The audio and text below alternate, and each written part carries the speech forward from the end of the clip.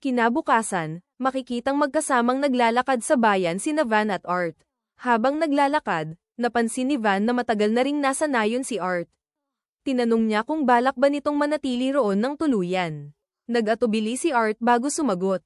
Inisip ni Van na iniisip pa rin niya ang tungkol sa pakikipag-engage, kaya sinabi niyang kalimutan muna ang inaasahan ng iba at sundin ang tunay niyang nais. Namula si Art at inamin na gusto niyang maging kasintahan niya. Namula rin si Van. Halatang masaya siya sa narinig, kahit pilit niyang itinatago ang labis na tuwa. Kalaunan, bumalik sina Belle at Rango mula sa kabiserang lungsod. Matagumpay nilang naitatag ang kanilang trading company at nagpasalamat kay Van dahil hindi nila ito magagawa kung wala ang suporta niya. Ibinigay nila ang napagkasunduang bayad na 30 platinum coins. Lubos ang pasasalamat ni Van at agad niya itong ipinasa kay Till. Nang hawakan ni Till ang mga barya, wala siyang masabi. Ngayon lang siya nakahawak ng ganoong kalaking halaga. Pagkatapos, sinabi ni Common na hindi na babalik si Panamera sa nayon dahil may negosyo itong aasikasuhin sa teritoryo ni Count Ferdinando. Ngunit ipinaliwanag din ni Belle at Rango na sinabi ni Panamera na mas mabuting makipag-alyansa kay Van kaysa manatili sa ilalim ng Count. Ibig sabihin, malamang ay mas madalas na siyang darating. Tunay na nagulat si Van dito. Sa una, inakala niyang balak ni Panamera na tumira sa nayon. Nilinaw nila na hindi siya titira mismo roon. Sa halip, bibigyan siya ng lupang malapit sa nayon. Napaisip si Van at napagtantong baka mangyari nga iyon balang araw. Si Panamera ang uri ng taong laging nakakamit ang gusto. Sa huli, iniharap ni Belle at Rango kay Van ang isang obra na binili nila sa kabiserang lungsod. Sa unang tingin, mukhang karaniwang kahon lang ito. Ngunit nang buksan nila, nagbago ito at naging tila mechanical na crossbow, dahilan upang mabigla si Van. Ayon sa kanila, ito ang pinakabagong teknolohiya at kaya nitong magpaputok ng 10 beses ng sunod-sunod. Naniniwala si Belle at Rango na magagamit ito ni Van upang lumikha ng bagong balista. Nasabik si Van at agad niyang inisip ang maraming posibilidad nito. Matapos suriin sandali ang mechanical na crossbow, mabilis niya itong ginaya gamit ang isa sa kanyang cube. Sinubukan niya ang replika ngunit agad niyang napansing hindi niya ito nagaya ng perpekto. Nang makita ito, naunawaan ni Art na kahit si Van ay hindi perpekto. Nagkakamali rin siya at may mga kabiguan. Marahang natawa si Van at sinabing marami siyang hindi nagagawa ng maayos bukod sa production magic. Kaunti lang ang bagay na masasabi niyang tunay niyang galing. Nagulat si Art. Akala niya noon na si Van ang uri ng taong kayang gawin ng mahusay ang lahat. Pagkatapos, tinanong ni Van kung ano ang kakayahan ni Art sa mahika. Naging alangan si Art sa tanong at nag-atubiling sumagot. Napansin ni Till ang kanyang pag-aatubili kaya sinabi niyang hindi niya kailangang sumagot kung ayaw niya. Hindi siya pipilitin ni Van. Sinabi ni Art na ayos lang at inamin niyang may kakayahan siya sa marionette magic. Agad itong naunawaan ni Van. Madalas kasing maliitin at tanggihan ang marionette magic, kaya malinaw kung bakit hindi siya kumpiyansa rito. Dahil hindi pa kailanman nakita ni Van ang mahikang iyon, hiniling niyang ipakita ito ni Art. Karaniwang ginagamit ang marionette magic upang kontrolin ang mga puppet. Upang makatulong, gumawa si Van ng isang puppet mula sa kanyang block at hiniling kay Art na ipakita ang kakayahan niya.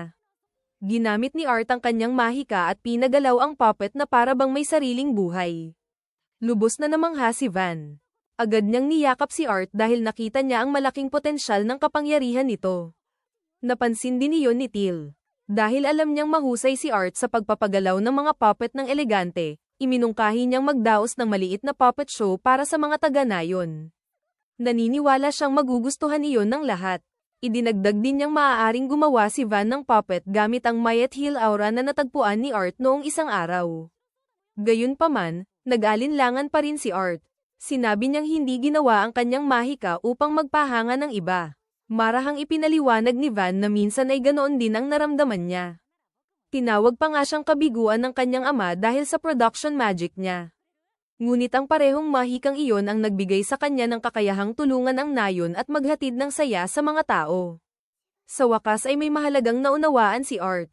Noon, lagi niyang iniisip na wala siyang silbi at halaga. Tunay niyang pinaniwalaang wala siyang talento.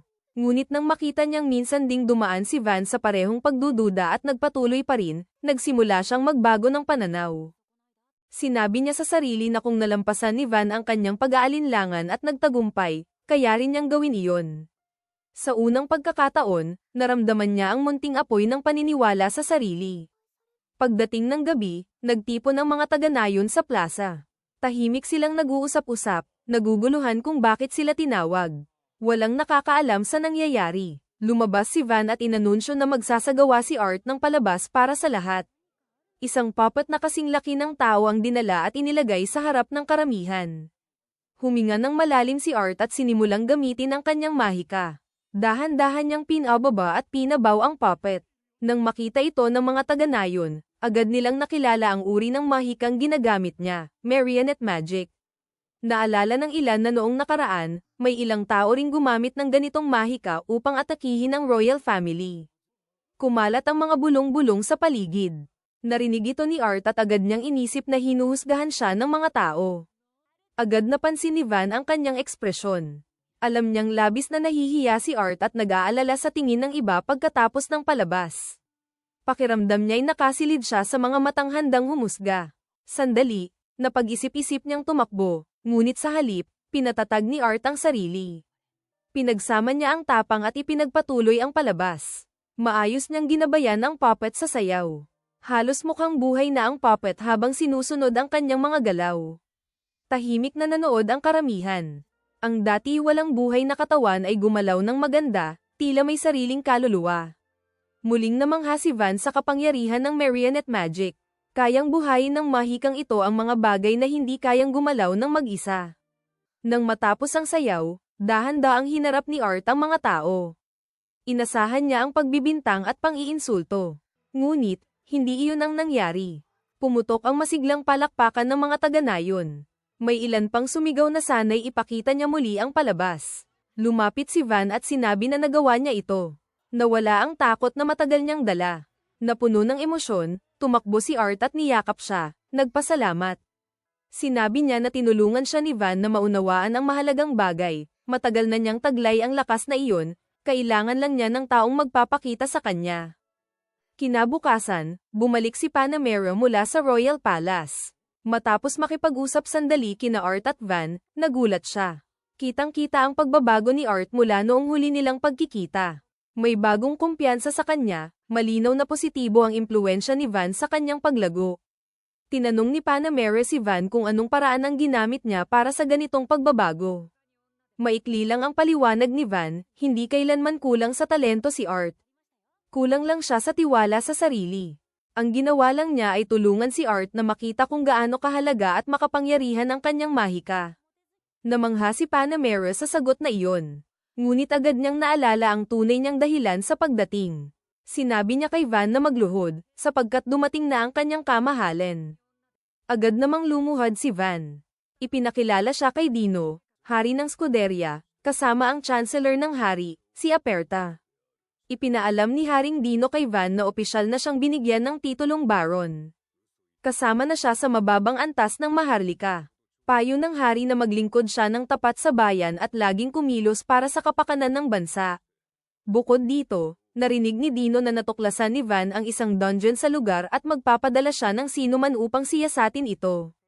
Narinig din niya na natalo nila ang isang forest dragon, kaya personal siyang dumating upang kumpirmahin ang kwento. Hiningi niya kay Van ang tapat at detalyadong paliwanag sa nangyari. Pumayag si Van, ngunit ipinaliwanag niya na maaaring tila kakaiba ang kwento. Nag-aalala siyang baka isipin ng hari na nagsisinungaling siya, kaya humiling kay Dino na makinig ng bukas ang isipan. Pumayag si Dino. Sinimulan ni Van sa pagpapaliwanag ng mga armas panlaban at pansguro ng nayon. Pinagmasdan ni Aperta ang kagamitan, lalo na ang balisti. Naunawaan niya na kahit epektibo ang balisti sa pag-atake mula sa malayo, hindi ito palaging praktikal sa pang-araw-araw na sitwasyon. Hindi ganap na sang-ayon si Van. Upang patunayan ito, nagpasya siyang ipakita ang kapangyarihan ng sandata. Inutusan niya si Kamshin na magpaputok ng isang bala mula sa balista. Nang ginawa ito, kitang-kita ang labis na puwersa ng sandata. Nagulat ang hari dahil hindi niya inasahan ang ganitong nakasisirang kapangyarihan. Mas lalo pang nagulat si Dino nang malaman na si Van mismo ang gumawa ng lahat ng materyales para sa mga armas. Hindi siya makapaniwala na isang tao lamang ang makakagawa ng lahat ng ito ng mag-isa. Alam ni Van na maaaring tila kahirap paniwalaan ang kwento, kaya ipinaliwanag niya muna kay Dino kung paano nila ginawa ang mga rampart sa paligid ng nayon. Inisip ni Aperta na baka tumagal ito ng maraming taon, ngunit ipinaliwanag ni Van na hindi hihigit sa 4 na buwan ang kanilang ginugol upang matapos ito. Labis ang pagkagulat ni Dino at Aperta. Pagkatapos, dinala ni Van si Dino at Aperta sa paglilibot ng nayon. Habang naglalakad, mainit na binabati siya ng mga taga-nayon. Napagtanto ni Dino na napakalakas at positibo ng relasyon ni Van sa mga tao.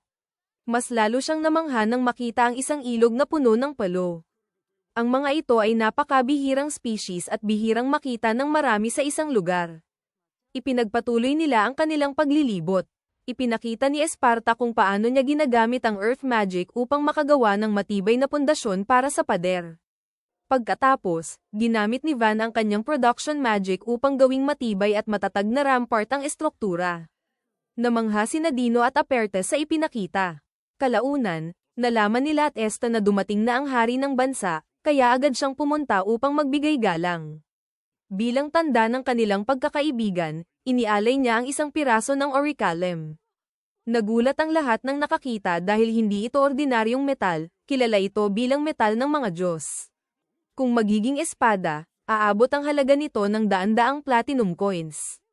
Agad gumamit si Van ng kanyang mahika upang likhain ang isang espada mula rito, ngunit mabilis niyang itinago ang tapos na espada sa likod niya upang hindi malaman ng hari na kaya niyang gawin ito ng ganito kadali. Sinabi lang ni Panamera na maging tapat siya. Nagpa siya si Van na sabihin ang totoo. Nirerespeto ito ng hari at sinabi niyang handa siyang bayaran ng kahit anong halaga para sa espada. Ngunit sinabi ni Van na hindi niya kailangan ng pera. Sa halip, humiling siya ng permanenteng tirahan sa nayon. Nais niyang mangako si Dino na anumang mangyari, hindi siya ipapadala sa ibang nayon. Naunawaan ni Dino ang hiling ni Van. Iniisip din niya na sayang na mailihim ang talento ni Van sa malayong lugar. Kaya tinanong niya kung handa pa rin ba si Van na makipagtulungan sa kabiserang lungsod kung magpapadala sila ng emissary. Pumayag si Van sa kondisyong iyon. Naiyak si Dino sa nakitang dedikasyon ni Van sa pagpapanatili at pagpapabuti ng nayon, kaya pumayag siya sa hiling nito. Masaya si Van sa narinig at ramdam niya na isa na namang hakbang patungo sa payak na buhay na matagal na niyang hinahangad. Sandali lamang, sinabi ni Dino kay Van na hindi siya pwedeng manatiling malayo sa kabisera ng matagal. Habang iniisip ni Van ang pagbabalik, biglang narinig nila ang sigaw ng mga taga-nayon.